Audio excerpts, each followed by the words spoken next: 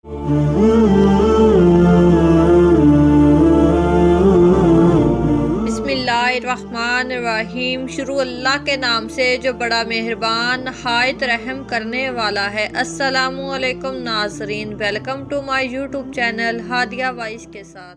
प्यारे दोस्तों, इस्लाम कबूल करने से कई साल पहले हज़रत उमर बिन ख़त्ताब रज़ी अल्लाह तआला अन्हा एक दफ़ा तजारती काफ़िले के साथ माल लेकर मक्का से शाम गए। काफ़िले में कुरैश के कई और बड़े सरदार भी शामिल थे। ये काफ़िला शाम के सबसे बड़े शहर दमिश्क गया और वहाँ अपना माल बेचकर मक्का वापस रवाना हुआ। थोड़ा सा फासला तय करने के बाद हज़रत उमर बिन ख़त्ताब रज़ी अल्लाह तआला अन्हा को याद आया कि इनकी एक रिश्तेदार खातून ने इन्हें कुछ सोना दिया था कि इसे बेचकर इसके लिए कुछ कपड़े वगैरह लेते आए। इन्होंने इस काफिले के साथियों से कहा कि फला औरत का काम करने वापस दमिश्क जा रहा हूँ, कोशिश करूंगा कि ये काम करके जल्दी वापस आ जाऊं। हजरत उमर बिन ख़त्ताब रज़ी अल्लाह तआला अन्हा वापस दमिश्क चले गए तो देखा कि बाजार तो बंद हो चुके हैं। मजबूरन वो एक मुसाफिर खाने में ठहरे और सो गए। थोड़ी देर के बाद अल्लाह तबारक तआला का एक बंदा मुसाफिर खाने में आया। इसने हजरत उमर बिन ख़त्ताब रज़ी अल्लाह तआला अन्हा को जगाया और अपने साथ अपने घर ले आया। ये बात वाज़िया नहीं थी कि वो शख्स हजरत उमर बिन ख़त्ताब रज़ी अल्लाह तआला अन्हा को पहले से जानता था या इनके वालिद के खिताब से इनकी वाकफियत थी। इन्होंने हजरत उमर बिन ख़त्ताब रज़ी अल्लाह तआला अन्हा की बड़ी खातर तवाज़ा की। खाना खाकर तो आप सो गए और इनका मेजबान रात भर इबादत करता रहा। सुबह को हजरत उमर बेदार हुए तो इनके मेजबान ने कहा कि अकेले बाजार मत जाना, बाजार में लुटेरे अक्सर मुसाफिरों को लूटते रहते हैं, मेरे साथ चलना। ये कहकर वो मेजबान सो गया क्योंकि रात भर जाग रहा था, अल्लाह तबारक तआला की इबादत में मशगूल था। हजरत उमर बिन ख़त्ताब रज़ी अल्लाह तआला अन्हा ने इसे जगाना मुनासिब नहीं समझा और अकेले ही बाजार चले गए। अभी बाजार खुला भी नहीं था, वो बाजार खुलने का इंतजार करने लगे। कुछ देर के बाद एक ईसाई पादरी अपने नौकरों के साथ आया और हजरत उमर बिन ख़त्ताब रज़ी अल्लाह तआला अन्हा की तरफ इशारा करके अपने नौकरों को हुक्म दिया कि इस शख्स को पकड़ लाओ, ये गिरजे का काम बहुत अच्छी तरह कर लेगा। इस जमाने में हजरत उमर बड़े तंदमंद पहलवान थे। बहादुरी की नौकरों ने आपको पकड़ लिया और एक पुराने गिरजे में ले गए। पादरी ने इसको एक हथौड़ा दिया और इसको गिरजे की एक दीवार तोड़ने पर लगा दिया। ऐसा मालूम होता था कि वो इस जगह पर एक नया गिरजा बनवाना चाहता था। हजरत उमर बिन ख़त्ताब रज़ी अल्लाह तआला अन्हा दिन भर काम करते रहे। कहीं शाम को जाकर छुट्टी मिली, वो थके हारे वापस मुसाफिर खाने में आकर बैठ गए। पहले ही दिन वाला नेक आदमी फिर आया और इसने पूछा कि आप किधर चले गए थे, और हजरत उमर बिन ख़त्ताब रज़ी अल्लाह तआला अन्हा ने इस नेक आदमी को सारे दिन का पूरा किस्सा सुना दिया। वो शख्स आज भी इनको अपने घर ले आया और इनकी बड़ी खातर तवाज़ा की और इन्हें ताकीद की कि कल बाजार जाते वक्त मुझे साथ लेकर जाना। इसके बाद वो नेक आदमी फिर अल्लाह तबारक तआला की इबादत में मशगूल हो गया और हजरत उमर सो गए। दूसरे दिन हजरत उमर बेदार हुए तो अपने नेक मेजबान को सोता पाया। इन्होंने फिर जगाना मुनासिब नहीं समझा और अकेले ही बाजार चले गए। इत्तेफाक से फिर वही पादरी अपने नौकरों के साथ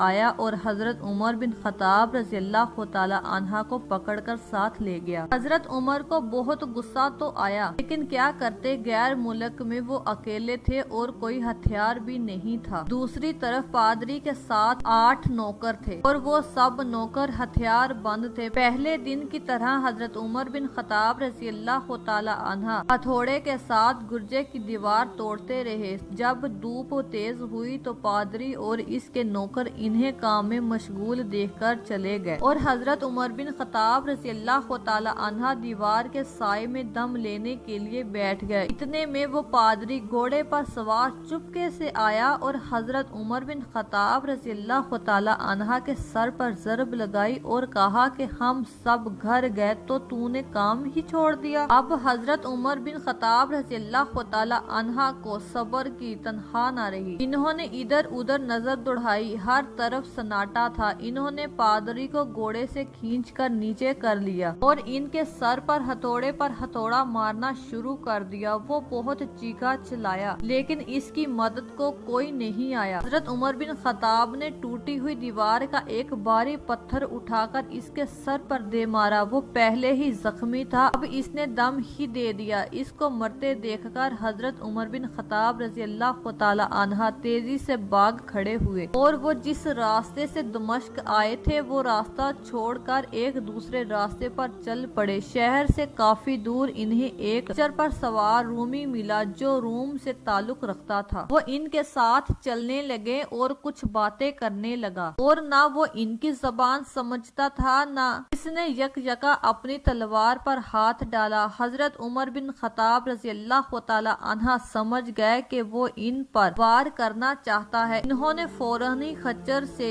ऐसे खींच लिया और इससे तलवार छीनकर एक ही वार में इसका काम तमाम कर दिया। फिर आप इस खच्चर पर सवार होकर आगे चले। इसके बाद क्या हुआ इसका हाल खुद हजरत उमर बिन खत्ताब रज़ी अल्लाह तआला अन्हा ने इस तरह बयान किया है कि इस जगह से रवाना होकर मैं एक गर्जे पहुंचा। यहाँ ईसाइयों की एक जमात रहती थी। मैं इस गर्जे के अंदर दाखिल हुआ तो गर्जे में रहने वाले सब लोग मेरे इर्द गिर्द जमा हो गए और मुझसे मेरे हालात के बारे में पूछने लगे। फिर वो मुझे अपने पादरी के पास ले गए। वो पादरी मुझे नहायत ही गौर से देखने लगा और इसके बाद कहने लगा कि ऐसा मालूम होता है कि तुम्हें किसी चीज का खौफ है। मैंने कहा कि तुमने कैसे अंदाजा लगाया मुझे किसी चीज का खौफ है। इसने मेरे सवाल को टाल दिया और कहा कि आप जब तक चाहें यहाँ ठहरें, आपको यहाँ किसी किस्म का कोई खतरा नहीं कि आप हमारी हिफाजत में हैं। फिर इस पादरी ने मुझे अपने घर में मेहमान की तरह रखा और मेरी नहायत ही खातिर तवाज़ा की और फिर पूछा कि आप कौन हैं। मैंने इसे बताया कि मैं मक्के का रहने वाला हूँ और कबीला कुरैश के ताल्लुक रखता हूँ। तजारती काफिले के साथ शाम आया था। तजारत का माल बेचने के बाद एक जरूरी काम के लिए मुझे अपने काफिले से जुदा होकर वापस दमिश्क जाना पड़ा। अब मैं अपने वतन वापस जा रहा हूँ और रास्ता भटक कर जी हाँ निकला हूँ। पादरी मुझे गौर से देखता रहा और बार बार तरह तरह के सवाल करता रहा। मैंने इनके यहाँ नहायत ही आराम से रात बसर की। सुबह को आपने पूछा कि आपका इरादा यहाँ ठहरने का है या आगे जाने का। मैंने कहा कि अब मैं आपसे इज्जत होना चाहूँगा। ये सुनकर पादरी ने अपना एक शानदार गधा जो बड़ा खूबसूरत और नहायत ही तेज रफ्तार था वो मैं ले आया। इस गधे की पीठ पर खाने की मजीद चीजें और कीमती तोहफे भरे हुए थे और फिर कहने लगा कि आप इस गधे पर सवार हो जाएं और चल पड़े। रास्ते में आपका गुजर किसी ईसाई के मकान के पास से होगा तो वो आपको इस गधे पर सवार देखकर आपकी बेहद तज़ीम करेगा और आपकी खूब खातर तवाज़ा भी कोई कमी नहीं छोड़ेगा, थोड़ा सा भी नहीं। ये कहकर पादरी ने मेरा हाथ पकड़ा और तन्हाई में ले जाकर कहने लगा कि ए उमर, आप पर मेरा हक वाजिब हो गया। मैंने कहा कि बेशक। इसने कहा आपका ताल्लुक एक अजीज कौम से है, मेरी और आपसे एक अर्ज है। मैंने कहा कि आप बयान कर लें। प्यारे दोस्तों, उसने कहा कि हैरत की बात यह है कि आप जैसा बड़ा आदमी हूँ इसे परेशान हाल मुसाफिर से कोई गर्ज रखता। इसने बड़े यकीन भरे लहजे में कहा कि मैं एक ऐसा आदमी हूँ जिससे अल्लाह तबारक तआला ने आसमानी किताबों का इल्म अता किया है। मैंने इसकी जात में बहुत सी ऐसी निशानियाँ देखी हैं जो ये जाहिर करती हैं कि जो एक मुकर्रर मुद्दत पूरी हो जाएगी तो हालात में जबरदस्त तब्दीली आएगी। इस वक्त आप हमारे मुल्क के काम बन जाएंगे और यहाँ के सब शहरों में आप ही का हुक्म चलेगा। इसके बाद पादरी ने अपनी जेब से बात कलम और कागज निकाल कर कहा कि मेरी अर्ज ये है कि आप इस कागज पर लिख दें कि इस गर्जे और इसकी जायदाद पर किसी किस्म का कोई मासूल लागू नहीं किया जाएगा। मैंने हैरान होकर पादरी से कहा कि आप मुझसे मजाक तो नहीं कर रहे? तो पादरी ने कहा कि कसम है ہے اس ذات کی جس نے عیسیٰ علیہ السلام پر انجیل نازل فرمائی کہ میں جو کچھ کہہ رہا ہوں وہ بالکل سچ ہے، آپ مہربانی کریں اور میری درخواست قبول فرمائیں۔ میں نے پادری کی باتوں کو اس کا وہم سمجھا اور جیسے اس نے کہا میں نے اسی کاغذ پہ اسے لکھ دیا اور وہ کاغذ پادری کو دے دیا۔ اس کے بعد میں گدھے پر سوار ہو کر چل پڑا۔ راستے میں مجھے کئی جگہ پر عیسائیوں کی جماعتیں ملی۔ انہوں نے مجھے ایک پادری کے گدھے پر سوار دیکھ کر میری طرف بڑی خاطر تواضع کی۔ میں اسی طرح جگہ جگہ عیسائیوں کا مہمان بنتا تابوت تک پہنچ گیا۔ اللہ تبارک تعالیٰ کی شان، جس تجارتی فاصلے کے ساتھ میں گیا تھا وہ کافی دیر میرا انتظار کرنے کے بعد اسی جگہ سے چل پڑا تھا جہاں پر میں نے اسے چھوڑا تھا، اور اب تابوت میں ایک کنویں کے قریب ڈیرا ڈالے ہوئے بیٹھے تھے۔ قافلے والے میرے ساتھی مجھے دیکھ کر میری طرف دوڑ پڑے اور وہ سب قافلے والے مجھ سے مل کر بہت خوش ہوئے اور کہنے لگے کہ اے عمر بن خطاب، ہم لوگ تمہارا انتظار کرتے کرتے بالکل مایوس ہو گئے، تو